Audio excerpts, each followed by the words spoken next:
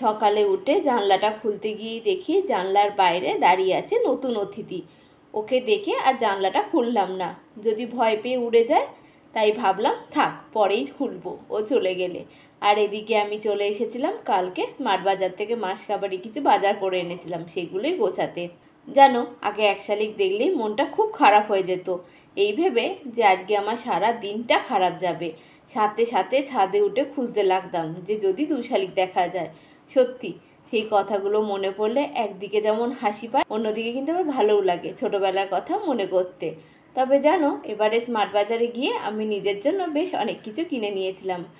এই কাঁচের গ্লাসগুলো দেখে আমার এত ভালো লেগেছিল যে আমি নিয়ে নিয়েছিলাম। আর এই প্যান্টের যে প্রিন্টটা দেখছো, এটাও আমার বেশ পছন্দ হয়েছিল। আর চপারটাও ভেঙে গেছিলো, তাই চপারটাও কিনে নিয়েছিলাম। আর এই যে দেখছো হেয়ার ড্রায়ারটা, এটা অনেক দিন থেকেই ভাবছিলাম কিনবো, কিন্তু আর কেনা হচ্ছিল না। এটা কিনতে পেরে আমি সব থেকে বেশি খুশি হয়ে গেছিলাম।